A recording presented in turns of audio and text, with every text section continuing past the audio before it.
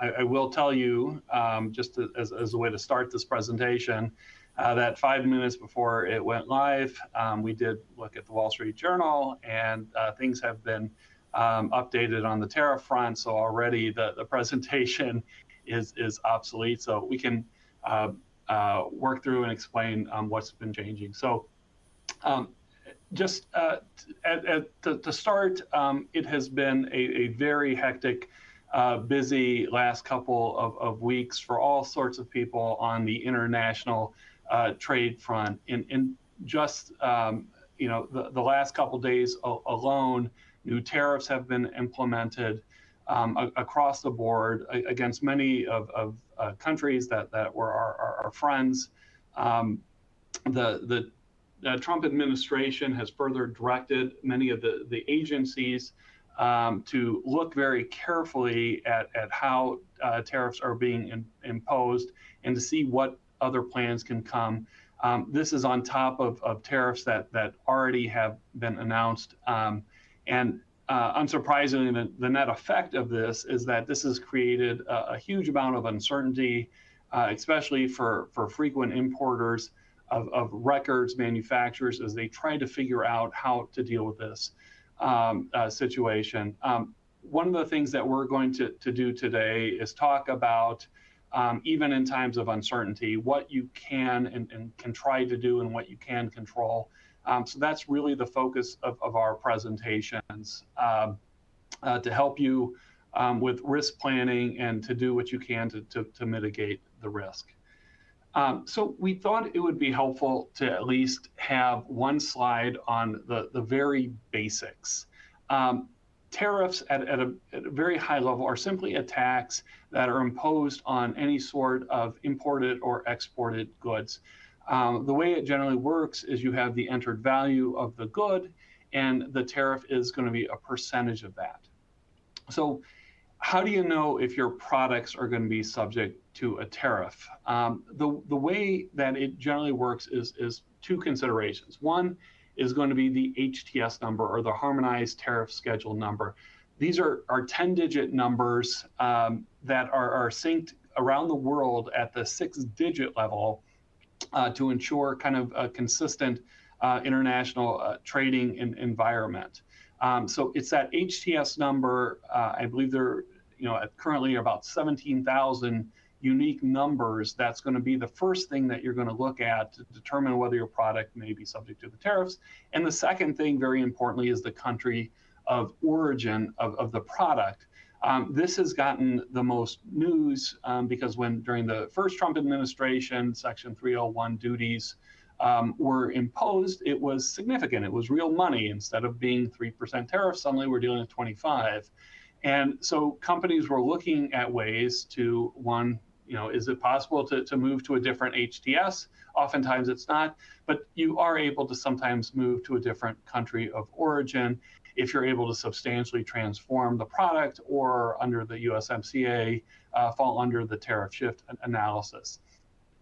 Starting with first principles, it's important to note it's the importer of record that is responsible for ensuring that all the entry data is accurate, that it's complete, and that includes tariffs. So one of the first steps that you're going to want to do is understand exactly what goods are you serving as the importer of record.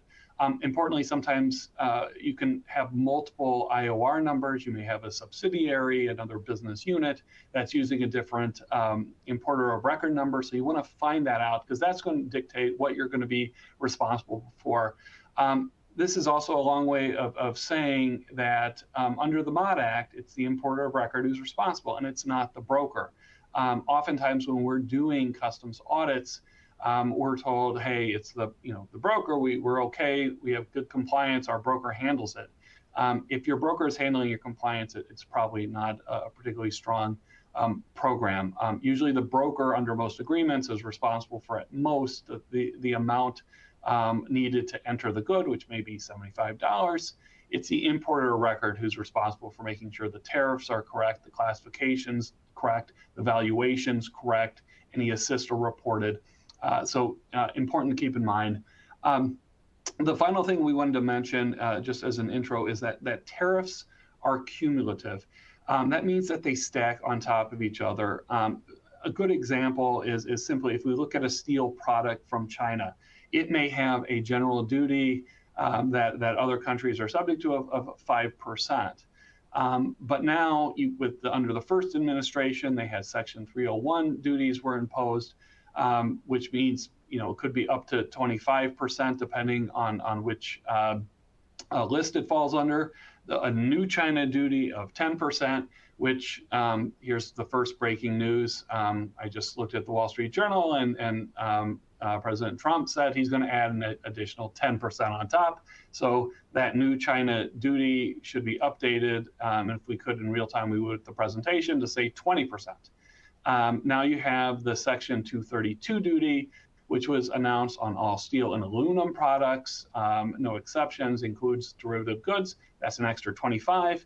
And then anti-dumping countervailing duty orders are also stacked on top of that. And those can be very high into the 3 digits. Here I used an example of 115.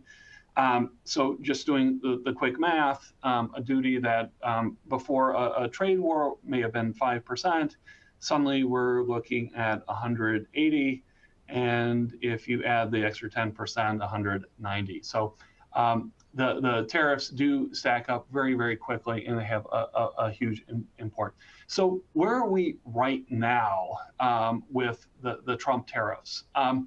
When things started, we knew that Trump's favorite word was tariff, and that he had made various threats of increasing tariffs. These could be anywhere from 10 to 20% across the world. He had talked about the BRICS getting a 10%, moving China up to 60%. Some of these have moved on to concrete proposals. Currently, right now, we have 10% on China. That has been increased in the last couple of minutes to 20% on China. And that's on top of the prior Section 301 duties that were imposed during the first administration. Canada and Mexico, there is a 25% duty in place. The latest breaking news is that when we put together the slides, Trump said, well, we're going to extend that to April 2nd.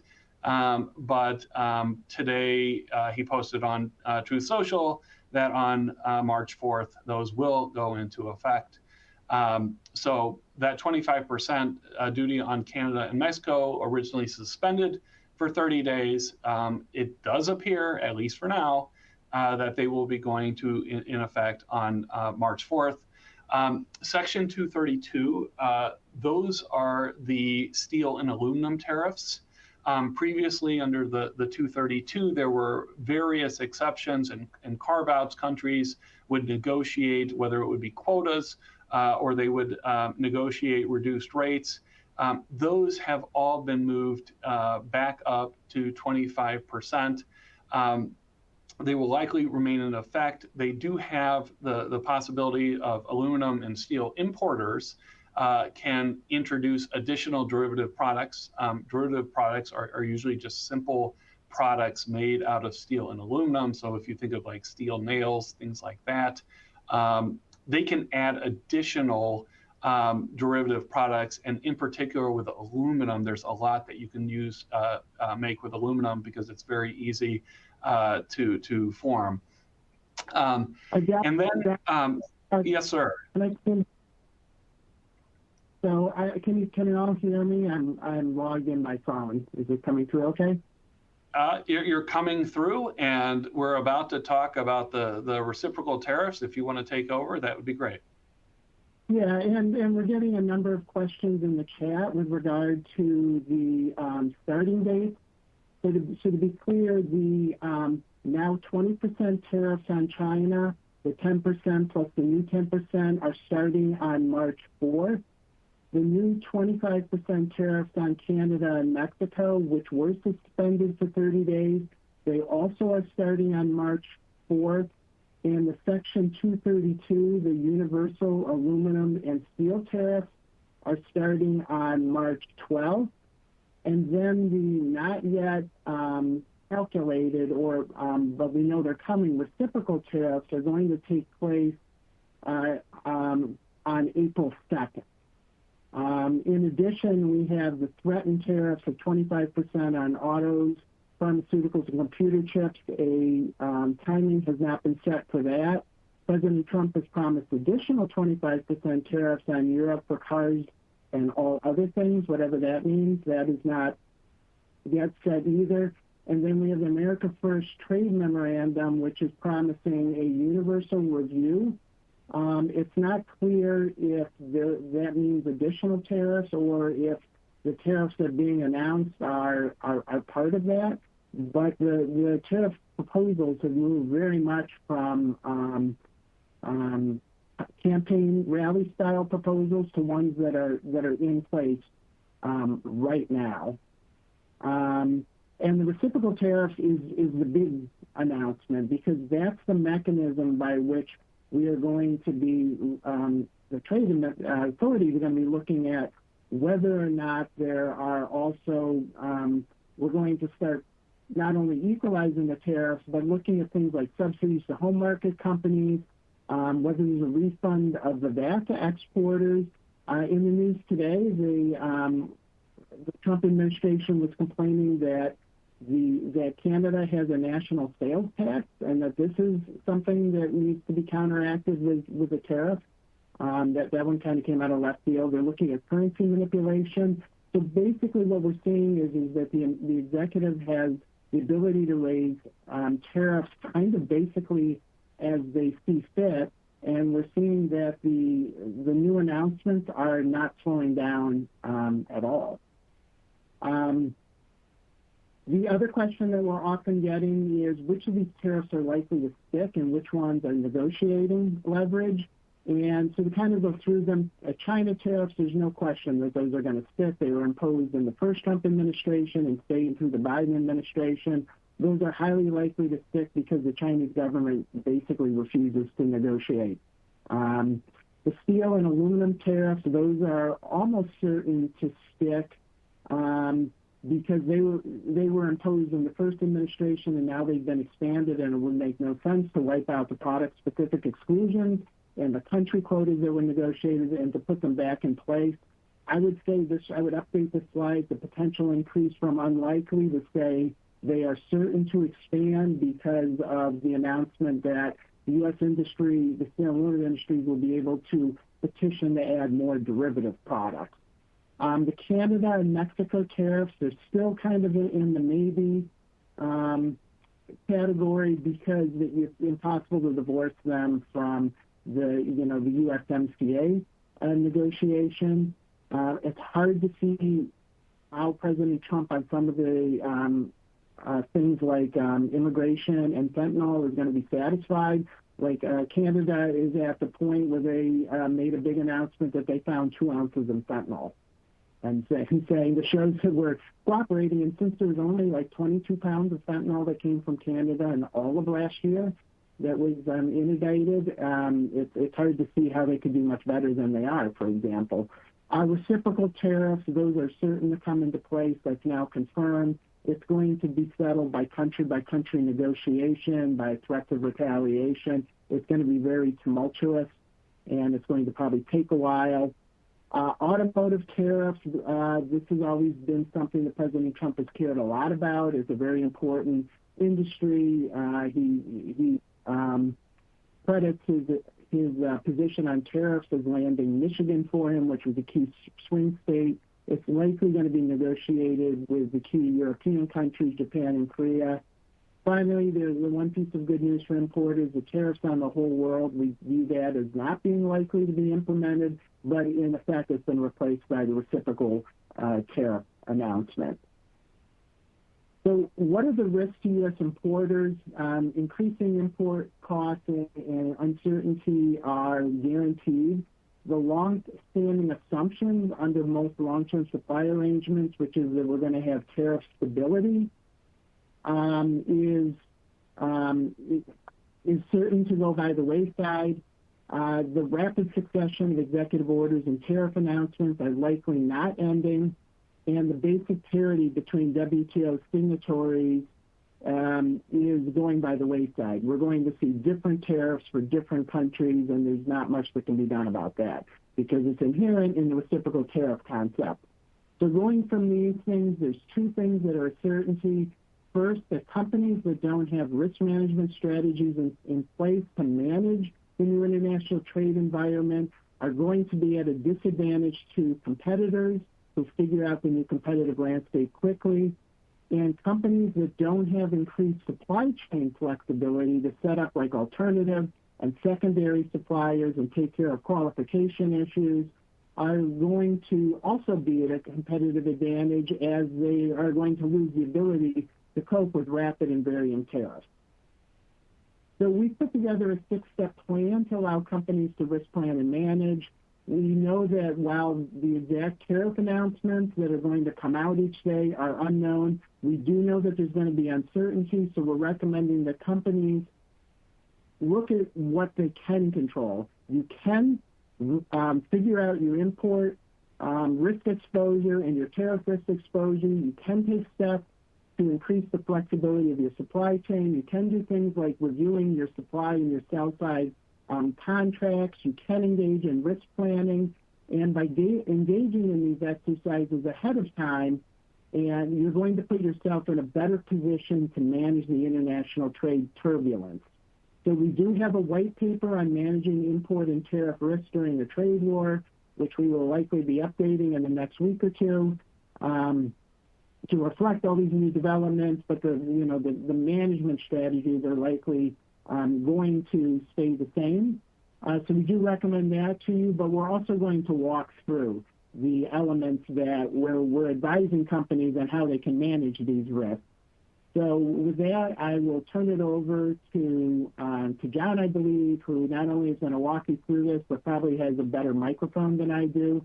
My one gift is going to be that we've done 6 of these seminars in the last 2 weeks, and on 5 of them, President Trump announced new tariffs. My gift to the trade community for a little while is that we don't have any more of these planned, but hopefully we're doing our part to stop new trade announcements. And with that, I will turn it over to John. All right. Thanks, Greg. Thanks for finding a way to get on. So I'm going to take the first 2 steps of our 6-step program, and then Kate and Mary will discuss the other ones. The first step, though, is really making sure you have a good grasp of what you're doing now. And it's the risk identification, understanding your current import patterns and how they impact your risk profile.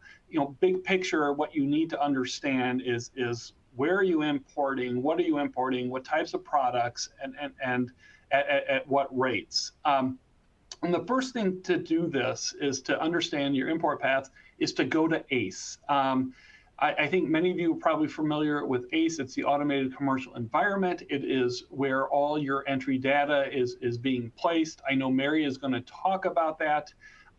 It is certainly much better than having paper records, but it does provide a very strong investigative tool for the government to search for anomalies and to review your data, and if they have questions, issue Form 28s. But the first thing to do is to get that ACE data. As I mentioned before, you could have multiple importer of record numbers. You want to check that and pull all of that information. It's also a good time to figure out what brokers you're using. Are you able to consolidate the number of brokers so that you can get a more accurate picture? And then finally, you also want to talk with your procurement teams to make sure that you understand what sort of future orders may be coming in place. The next step, and I know that Kate's going to talk about this a little bit at the end, is to make sure that you map out your supply chain.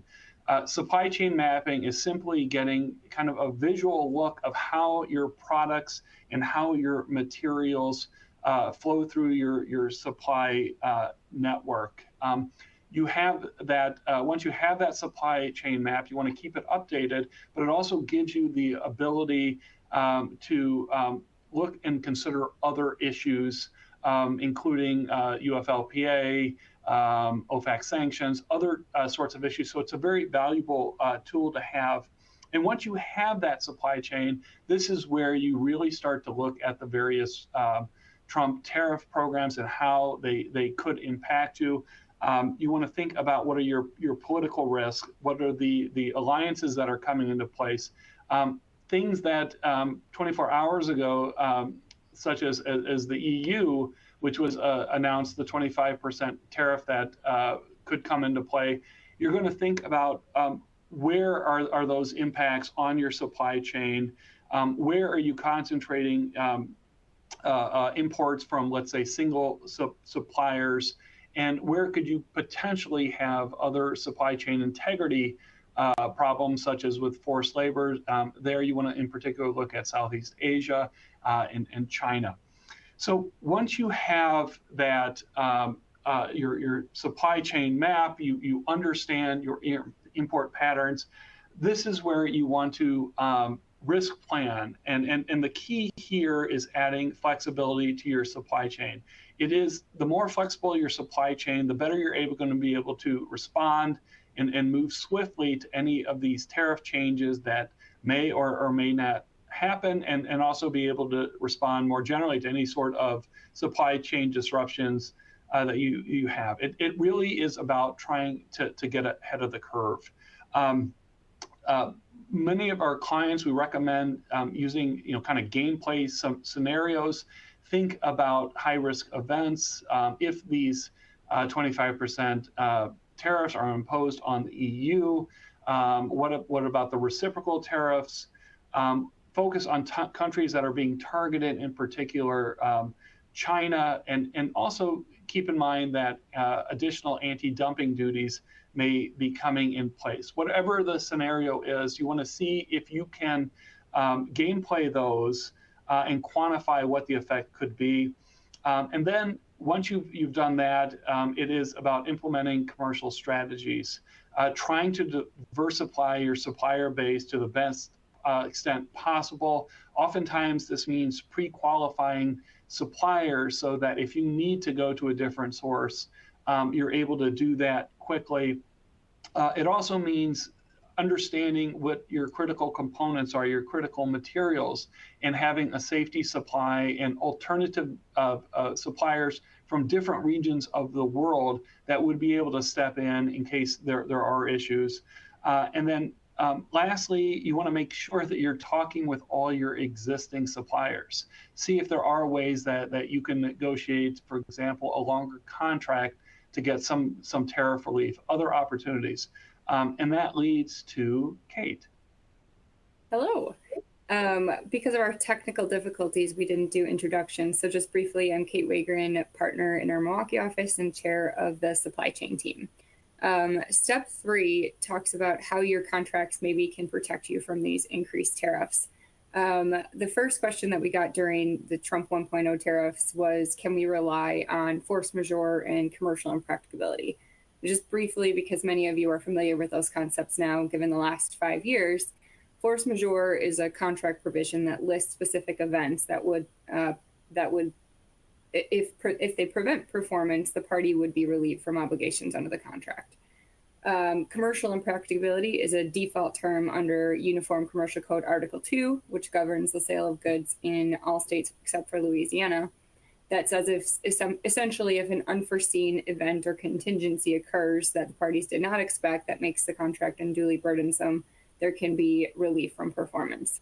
The catch is that courts do not like to let parties out of their contractual obligations. So in this case, when they look at why a buyer would go into a fixed price contract, the reason typically is to prevent from rising costs. So courts typically just determine that any kind of cost increase, including tariff, is a foreseeable thing that the parties would have foreseen going into the contract. The other trick with these is that they're really intended for things that prevent performance, so not things that just make it more expensive to perform under the contract. In fact, the official comments of the Uniform Commercial Code Article 2 expressly says increased costs alone are not enough. That makes these two provisions pretty difficult to rely on for from being able to get out of obligations as a result of increased costs from tariffs, even if those are very high. courts deny those increased cost arguments time and time again. However, parties do use it as a negotiating tool to bring the other side to the table to hopefully share the cost of tariffs. So it is definitely something you want to look at in your contracts, but it's not the silver bullet that a lot of people think it is. So in looking at your existing contracts, that is one thing we recommend that you all be doing right now. Do a kind of an audit of your existing contracts to find out what it says about who bears the risks of increased costs from tariffs.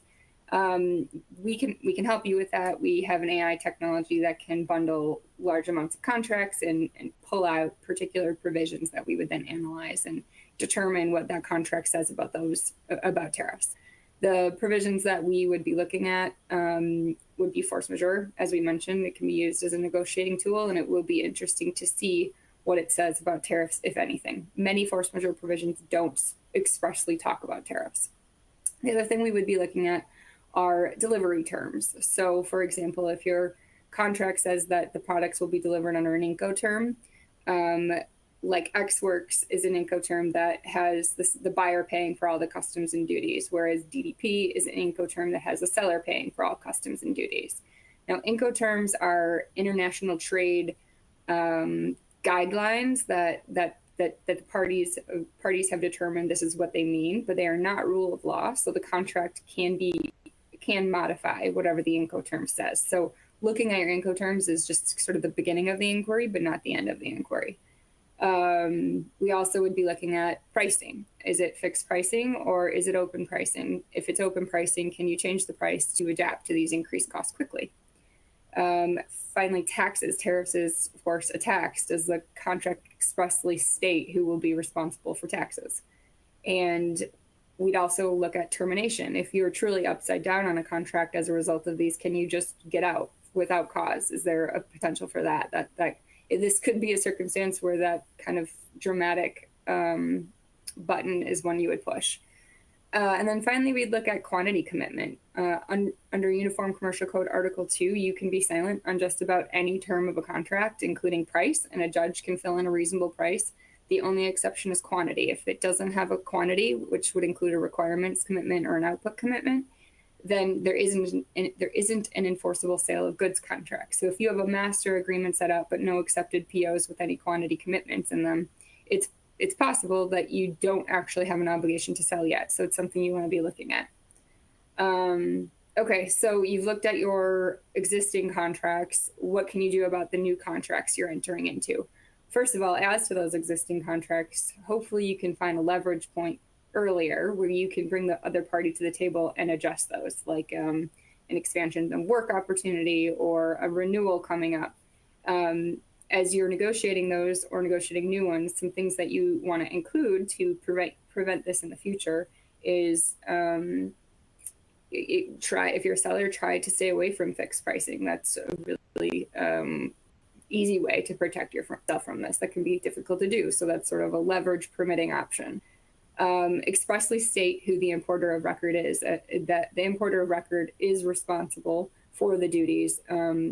I wouldn't leave it at that because you can share costs behind the scenes. So if one party is responsible, there could be reimbursement between the parties after the fact. So you'd also want to just be expressed about which party is responsible for bearing the cost of the tariffs. I think that's frankly the best way. Finally, putting in some kind of mandated tariff-triggered price renegotiation, and that can be done loosely, like the parties will in good faith negotiate to at least give you a chance to bring them to the table. Or it could be something heavier, like if the tariffs go up, we can adjust the price, and if you don't like it, we can terminate. That is a pretty nuclear option, but in some of these circumstances with the tariffs getting as high as they are, it might be financially impossible for you to be performing under it. And then from a practical standpoint, holding safety stock, this isn't contracts, but holding safety stock would be really important. Keeping some stock on hand of your key components that might be subject to these and being able to draw on that while these tariffs fluctuate at the whims of the president, being able to have some on hand that aren't subject to that could keep things going long enough for whatever change is happening to even out. And another practical one, and this is important, is having a secondary supplier for these key components in a different geographical location, ideally. And that's not just good for tariffs, that's also good for supply chain generally. What we found during COVID was you could have the best contract that had all of the best terms, but if you had one supplier and they knew that and they were your key supplier of a product you needed to be able to produce your product, they could call the terms. They were holding people to the fire even though the contract said something entirely different. The only way to prevent against that is to have a secondary supplier, and that has a long lead time and can be expensive. So starting that sooner rather than later is always a good idea. Recognizing, of course, that sometimes for certain products that's just not possible. And then that brings us to step 4, and I'll turn it over to Mary. Thank you, Kate. Just because we got off to a little rocky start, my name is Mary Cagle. I am with Copper Hill. I'm a former customs auditor and have found my home after many years with Copper Hill. So, step 4, let's talk about risk minimization. So, in an environment where where we see steep tariffs, our underpayments are going to have the potential to skyrocket and increase significantly. And this also is the same for penalties, right? Because customs penalties are going to be assessed by either the underpayment of your duties and fees or based on the value of your goods. And so if you have an increased underpayment of duties, by proxy, you're going to have greater penalties that you could be responsible for. Another way that we can also talk about minimizing our risk is thinking about the automation that ACE provides and the capabilities that CBP now has to data mine your import data a little more freely. And so with ACE, it's going to allow you to review your trade data. It's going to, you can communicate with customs on ACE. You can look at your import, your export data, just to name a few functions. But it's going to allow you to see any anomalies that might be in your data. It's going to allow you to see volumes like for certain targeted endeavors, such as what we're speaking about today with these tariffs. And ACE is also going to allow an importer such as yourself to identify your customs risk exposure.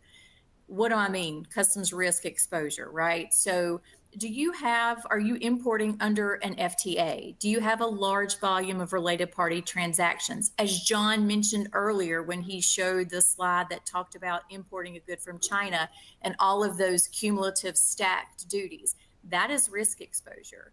And so, also, are you importing from Canada or Mexico? We're going to talk about that here in just a second. But ACE is really using ACE data, not your broker data, but using ACE data is going to allow you to see a complete view of where you're running your risk with customs. There's nothing wrong with broker data. Let me just clarify.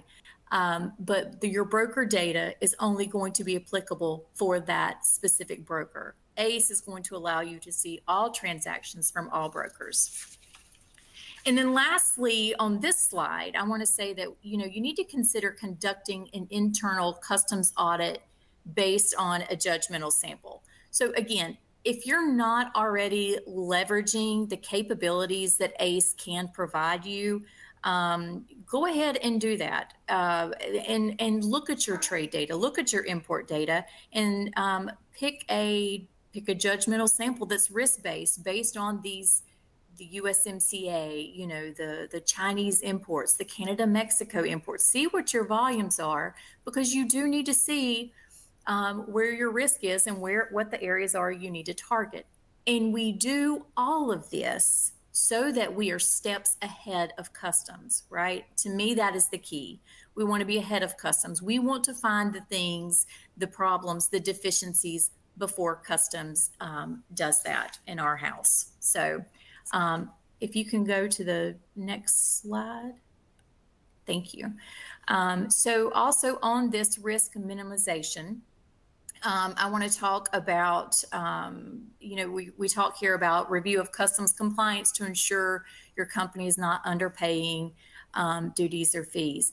And as I mentioned on previous slides, all of these are examples below here, what you could find in your customs compliance audits, what you could be reviewing for. And these, again, go back to my previous slide about risk assessment. And it's important, that you're minimizing your risk by examining your transactions in these areas so that you are showing to customs that you are exercising reasonable care for your imported transactions, and that customs at the end of the day is made whole.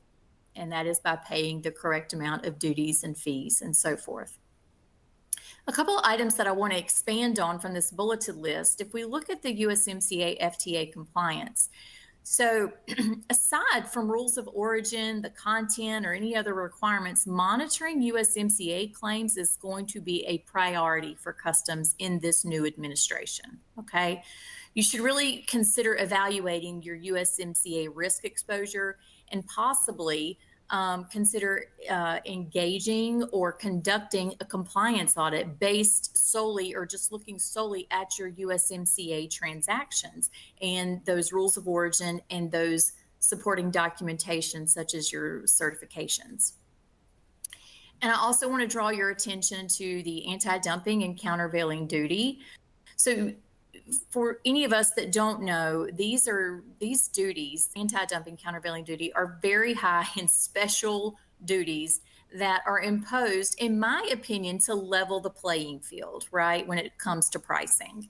And the environment, let's say, for U.S. industries to take actions against what they believe to be competitors that are having unfairly priced or subsidized imports is going to be very, very receptive in this new administration. So I would suggest that when it comes to your AD/CVD, that we are monitoring for any new petitions.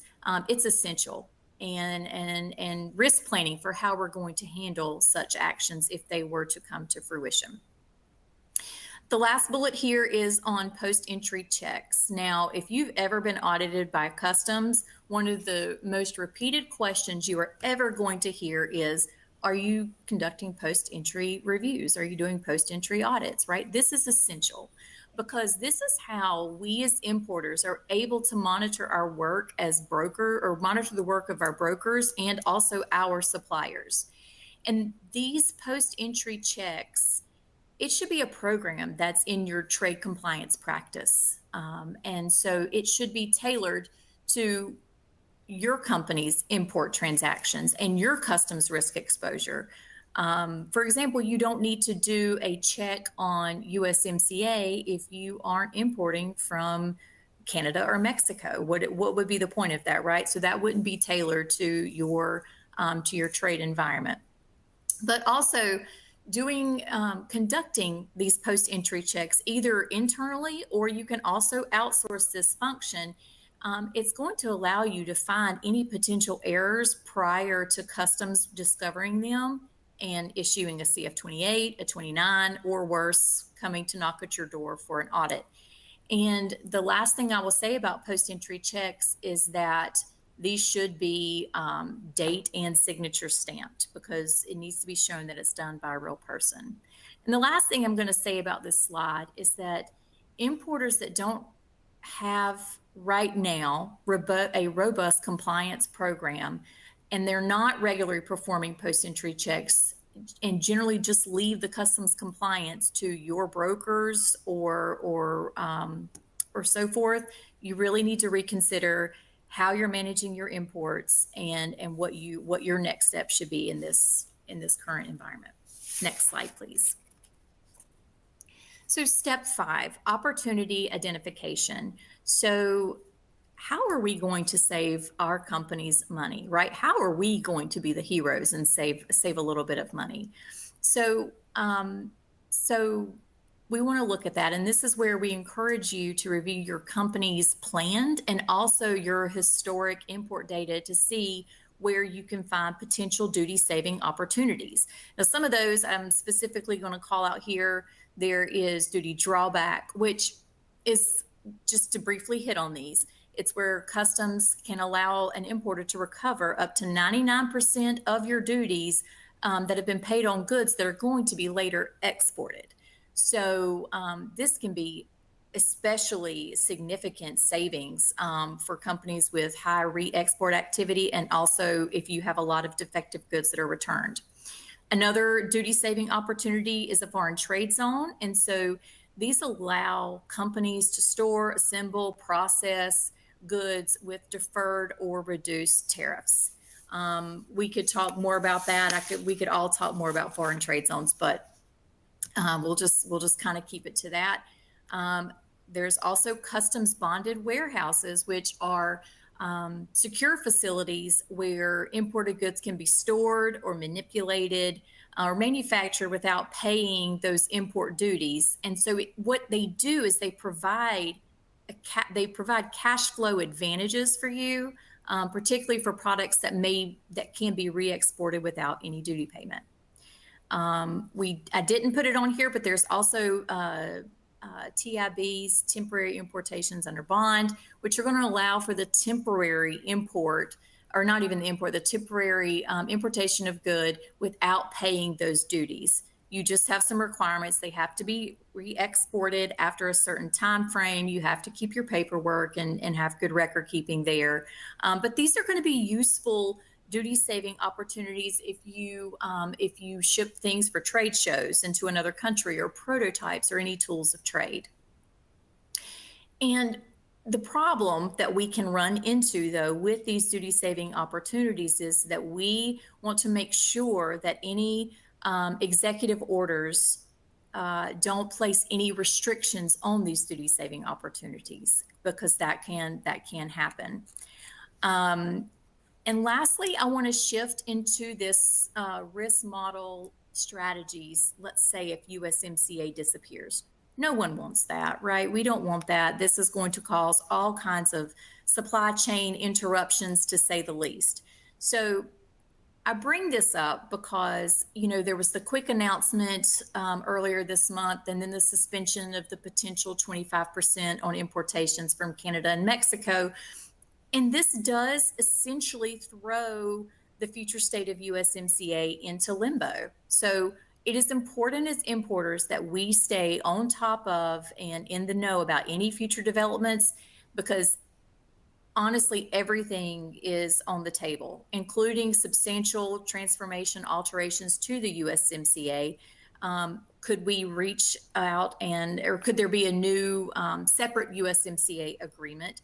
Or would USMCA be eliminated entirely? And so to plan for that, so I have 4 quick steps I want to hit on if USMCA had some significant changes made to it. So in order to plan for this, you first want to look at your USMCA importations, and you want to look at those and think, okay, what's going to happen if my risk, what is my risk if the rules of origin become more strict, okay, than they already are? And so you want to model scenarios where the rules of origin may tighten for certain commodities. Specifically, I'm thinking off the top of my head, automobiles, machinery, textiles. I would look at that. And you want to review likely risk points where there could be increased regional value content or special rules, such as we're seeing with the aluminum or the steel. And you need to ask yourself, are your suppliers going to be able to meet these potential requirements? The second thing that I would think about when looking at, these risk model strategies is to plan for changes with tariff specific provisions. And so just monitor the developments again on automobiles, pharmaceutical, agriculture, steel and aluminum, and derivatives of steel and aluminum.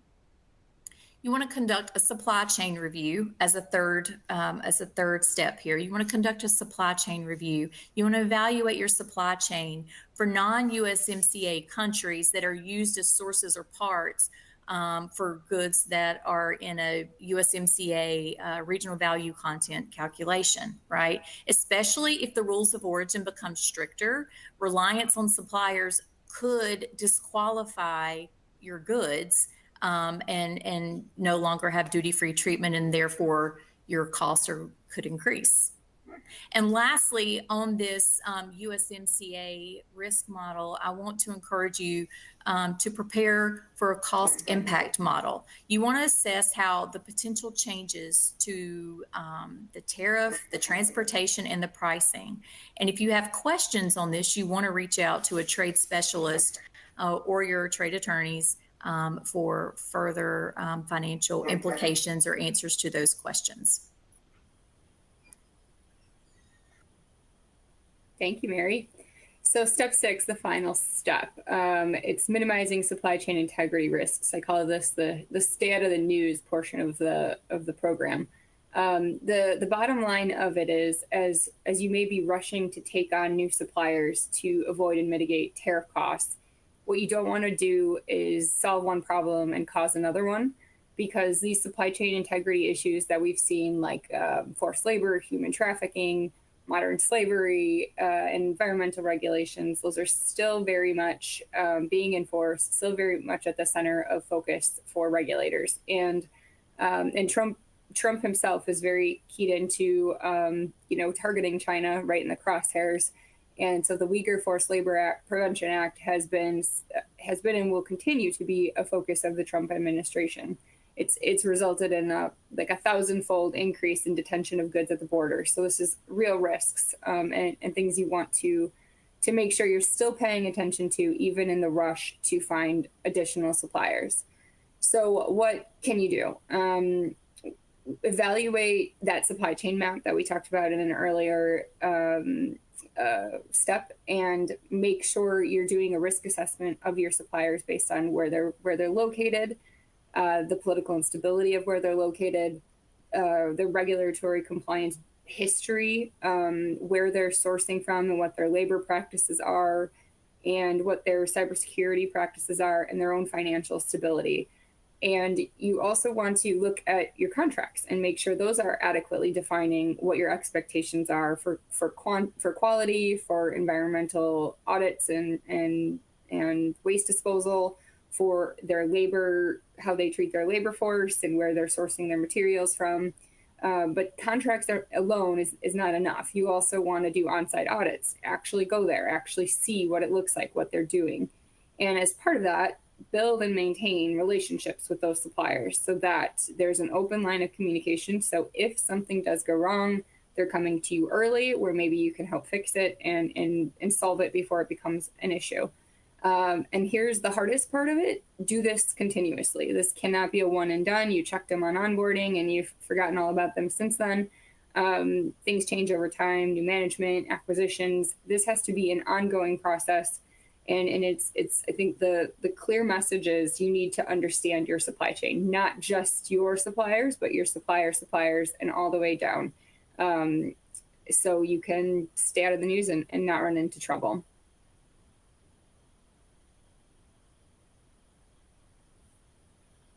Greg, are you taking this one? Can we hear you? Hi, just coming on now. Sorry, I was typing many things in the chat, so I do recommend to people who had questions to go on there and take a look. We were up to the 14th lengthy question, so I do recommend that.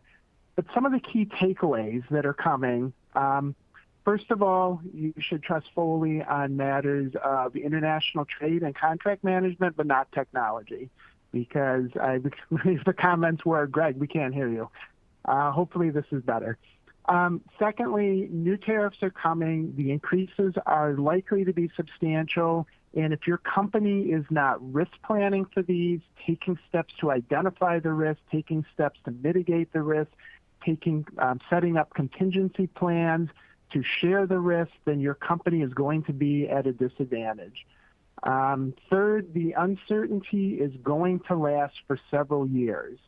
It's going to last at least through the 2026 review of the USMCA, and my guess is, as a reciprocal tariff works through for all the different countries in the world, 195 or however many there are, there's going to be announcements coming out continually regarding new tariff proposals or implementation of new tariffs for France or Pakistan or India or whatever. So this upheaval is going to be an importing certainty for multiple years. So if you're not engaging in that risk planning and identifying the likely tariffs, pulling your ACE data to understand where your key risks are and working with your procurement people and your legal department to figure out, your supply and sell side prospects for coping with this, then you really need to be jumping on it now. Lastly, don't forget, in a high tariff environment, it is so much more important to be on top of your compliance because it's so much easier to run up major tariff underpayments, major penalties, and interest. It also is the case that Customs has unprecedented visibility not only into your import patterns, but the import patterns and tariff and import-related information of your competitors. So they can compare what you're doing with what your competitors are doing. And if you put these two things together, you have a much higher chance of major underpayments, and you have a much higher chance of being caught. And the last thing I would mention is that we're seeing an increasing amount of use of the False Claims Act. So people are coming in as whistleblowers. And this is an area where it's very easy for the government to step in and pick up one of these whistleblower suits because the data is right there. It gives them a good basis to determine whether or not there's been an underpayment. So from all these perspectives, in a high tariff environment, it is much more important to have your customs compliance in order. So if you haven't done a customs audit lately, or even better, a customs audit and a supply chain integrity review, then you should be thinking about it. If you would like a template for the kind of items that we cover in this area, we do enough of these that we actually can do them on a fixed fee basis because we've worked out how to handle these. We work with Mary Cagle's team at Copper Hill on these things, and we have a bunch of them going on right now. So if you're interested in that, just let us know. In the meantime, drop in the chat a connection to our white paper, which lays out all these aspects that we were discussing. We have another companion white paper coming out on supply chain integrity because the two items really need to be paired together. That'll be coming out in the next couple of weeks, and we'll be circulating that broadly. And lastly, we also have a we have a bi-weekly series of articles that come out on what every multinational should know about various trade topics. So if you're interested in keeping up with practical advice, not only in the customs area, but things like, OFAC, export controls, CFIUS, different things like that, then we do recommend that you sign up for that as well. You can contact any of us and we can get you signed up. Lastly, I see that comments are still coming in on the chat. So we are right at the 1 hour mark right now, but we will be staying on to answer any questions that are there. So please feel free to keep putting them on. And if you haven't had a chance to take a look at them, then we do recommend that you go on there because there's been some very substantive comments and back and forth on various trade issues. This isn't ending. There's going to be a lot of uncertainty, and it is going to impact many, many companies because roughly 25% of goods that are coming into this country are either raw materials or goods that are parts and components. So that has a big impact. It has a big impact on companies that have distribution operations or they're retailers in the United States. So this is going to be a top-of-the-mind area for the next 4 years. So we do appreciate everyone coming on. I do apologize for my microphone issues. Not sure what was going on there. but hope that this was a very, very helpful presentation. And with that, I'm going to jump onto the chat and answer any remaining questions.